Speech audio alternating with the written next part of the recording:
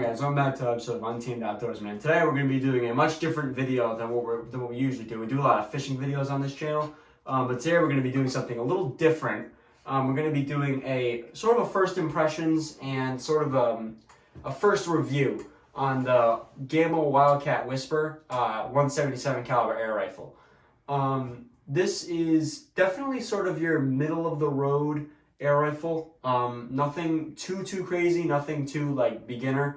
It's definitely sort of the middle grade air rifle. All right, first, just to start out, we are not experts on this by any means. I know this is a very detailed topic, but we are by no means experts. We're just here to have a lot of fun with it, safely, obviously. But yeah, it's a 177 caliber air rifle, which is sort of a standard. I know there's a lot of 22s. But yeah, this is the 177 caliber model. Yeah, so it shoots a lot of the Gamo pellets like this, the Match Classic, the Match Training, the Match Country. Any of that stuff will work. As long as it's 177 air rifle pellet, it'll work with this. Obviously, the Gamo pellets will probably work a little bit better just because it's through Gamo. But it's 1300 FPS with PBA Platinum. And if it's the correct conditions. Exactly. The absolutely perfect, correct conditions, correct pellet, you might get 1300 FPS. It's really hard to tell. Probably not. Yeah. Even if you did hit 1300 FPS, it's going to be extremely inaccurate. You're going to have no control over that pellet at all. Probably the sweet spot's probably around 850 to 1000 I wouldn't FPS. say you wouldn't have any control of it. I'd just say I don't know if it's as realistic as what they print on the box. Yeah, that's just a number. The odds of you hitting 1300 FPS with any PBA Platinum, whatever, any of that stuff will probably not happen.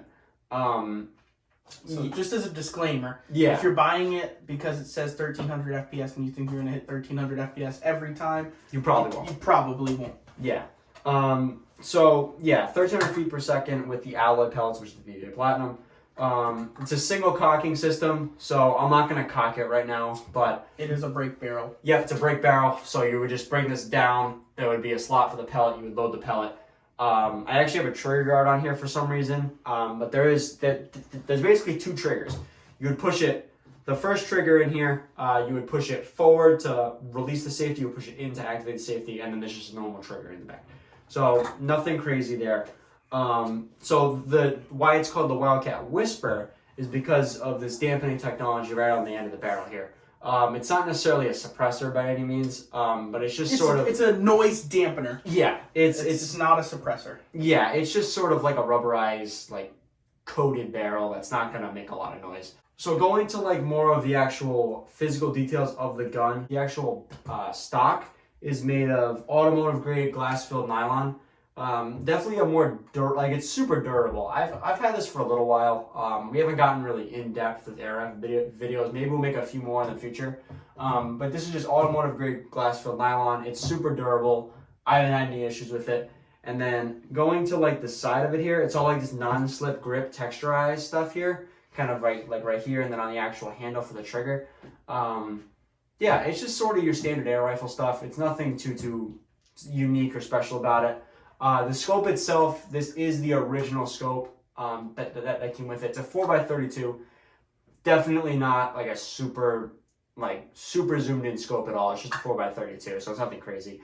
But it does get the job done for this. Yeah, especially if you're using it like in a little farmhouse, like behind your house, somewhere where there's obviously safe. Yep. You're not shooting towards any houses, you're not shooting towards anybody. But if you're using it for like varmint or squirrels or like rats or even some like small birds, maybe like crows if they're eating crops, it might take down a rabbit. I think. Yeah, it would probably take down. If you hit it in the correct spot, obviously. Yeah, this is definitely a more like very small animal. If you wish to do that, it's very small animal hunting, sort of what Pete just said, like smaller animals like that. And then just sort of like a target practice rifle, this is great for that too. It's super fun to shoot. A lot of these Gamo air rifles are just flat out fun to shoot.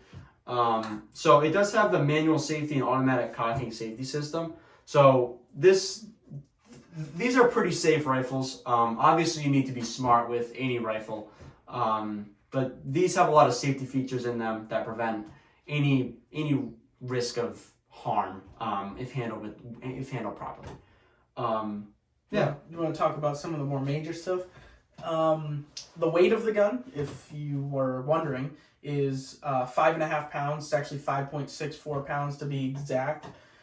It's 44.5 inches long from front of the barrel to the end of the stock. And the trigger pull is actually 3.5 pounds to pull the trigger fully. Yeah, so it's not that much. It's very light, actually. Yeah.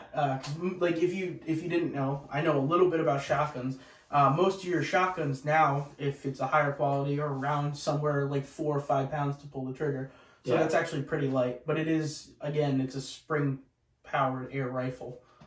Yep. Yeah. So it does come with, through Gamo. If you were to buy this, it comes with a 1-year warranty too. So if there was anything wrong with it or anything like that, they would probably cover it. I'm not sure the logistics of the warranty, but I figured I would mention that either way.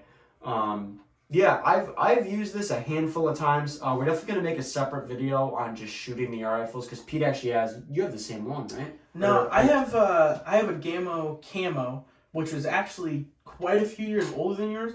But I mean, every Gamo I've had, it's held up substantially well. My gun, like I said, I probably had it for, I don't know, maybe 10 years. And it's amazing still. I mean, it keeps sight on perfect. Anytime I put it in the case, go to shoot it again, like over the winter or the next year, it's still dead on accurate. Yeah, and a good thing, a good practice to do when you're taking care of an air rifle long term is WD-40 or something like that. Just spray it in the barrel. It's just gonna prevent like that little bit of rustle forming. It's Gun not oil. Yeah, anything like that. Yeah. It's not like catastrophic if you don't do it, but it's a good idea to get in the habit of doing it. Also, if you're gonna oil the gun, take like a rag of some sort, put a little bit of oil on the end of the rag, and actually go at the top of the body because this is all metal up here, and that'll keep that from rusting as well. If you do not have like a temperature sensitive gun safe, or if you're just keeping it in one of these cases, sometimes they'll gain a little bit of moisture and it will cause a little bit of surface rust. But yeah, if you put a little oil on it throughout the year, it'll be perfectly fine. Yeah, it's very easy to care for these. They require almost no maintenance or anything like that because it is just an air rifle at the end of the day. But to go back to the barrel, this is 19 inches across, so it's a 19-inch barrel, and the cocking effort is, I believe it's 30 pounds. 30 pounds. Yeah, that sounds about right. Yeah, I believe it's 30 pounds. But yeah, we're definitely going to make more videos on this air rifle for sure, and Pete's. We're definitely going to do that. This is just sort of the intro video to a new topic on the channel. Yeah, definitely let us know what you think about this. If you want to see more videos like this, I think we could definitely do that because we have been mainly fishing oriented as of like up to this video. But we're going to keep doing fishing videos. Yes, of course. Almost exclusively fishing videos, but we want to branch into some more topics. Mm-hmm. But yeah, no. If you have any questions, let us know. We're gonna go a little more in depth as the time comes. We're gonna do a little bit of like shooting with it and practice and how to sight in your scopes and stuff like that, and a little more detailed into the body and stuff like that. This is just sort of the introductory video to it. Yeah. This is kind of a touchy topic on YouTube. So hunting videos, I'm sure we could bring you them. We just gotta kind of look at the guidelines and figure out what is appropriate as of YouTube standards. Yeah, exactly. And we're still growing and stuff. But yeah, no. So we're definitely gonna make more videos like this in the future, and we'll talk to you guys in the next video. See you later.